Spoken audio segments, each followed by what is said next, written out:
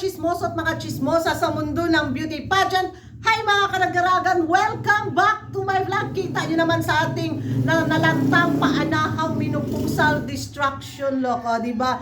Vigaon kay sikuragan mga karagarag. Don't skip ads kasi kailangan kong bumili ng mga bagong palok sa ating paminupusal para sa pangkabuhayan showcase, para sa ekonomiya, need ng new pa-outfit ni Kuragan. Kaya wag na kayong mag-skip ng ads dyan. Eto na mga karagaraga, mga trending na mga pa-intriga, mga pa-iskandalo galore na pinag-uusapan ng mga active na mga chismoso at mga chismosa na kung saan, nako, agaw eksena ngayon si Miss Grand Myanmar sa kanyang pan-national costume na kung saan may pa-drama effect na nangyayari after sa scene at saka nung rumampa siya mga karagkarag nakita mo talaga sa kanyang emosyon. Yung ano niya, yung pagkadismaya niya, yung sadness niya, yung parang may mabigat siyang nararamdaman talaga nung rumampa siya. Yung emosyon niya talaga, ramdam mo yung performance niya na nung napanood ko nga siya mga karag, sabi ko, ay, nag-emote. Oh. Kaya may dahilan pala ang pag-emote ni Miss Grand Myanmar mga karag-karag dahil ako, hindi pala siya pinayagan doon sa kanyang pan-national costume na dalhin ang buong pan-national costume niya sa stage.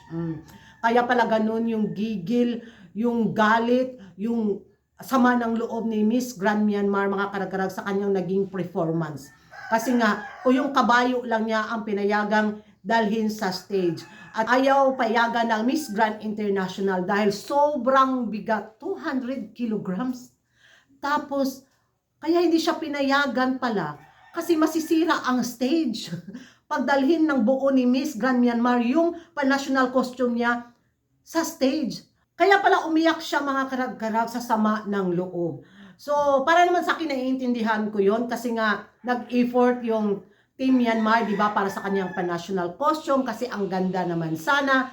Kaso nga lang, sana sa other side din, intindihin niya na hindi kaya ng kapasidad ng stage yung pan-national costume niya bago siya mag-drama-drama, bitaw, na kung saan, ay girahin niya lang niya si Uncle para matapos yung laban niya sa Miss Grand International 2024. Ando na yung pagkadismaya niya, pero yung mga naglalabasan bitaw mga video na, uy, so much dramatic, mang kaayo, dahi, what's wrong? Sana inisip bitaw ng Team Myanmar, di ba, yung capacity ng stage, di ba? Sana next time, alam natin magaling silang gumawa ng mga pan-national costume. Sana next time, huwag naman yung mga tag 200 kg, kung tutungan 200 kg yung pan-national costume niya, di ba?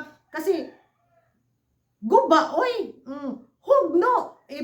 Pag ano yung stage sa sa Miss Grand International, di kasalanan na naman ng Miss Grand International Organization kung bakit pinayagan yung mga kandidata may mabigat na pan-national costume na rumampas sa stage. So, baka madisgrasya si Miss Grand Myanmar. Sino yung, sisisiin? Di si Uncle. So, bago siya mag-iyak-iyak galore dyan at kumuha ng atensyon sa madlang mga chismoso at mga chismosa sa social media, isipin niya yung national costume niya kung gaano kabigat, kung kaya ba ng stage. Kaya, so dramatic. Yun yung mga hanas at banat na mga netizen sa social media, mga karag-karag.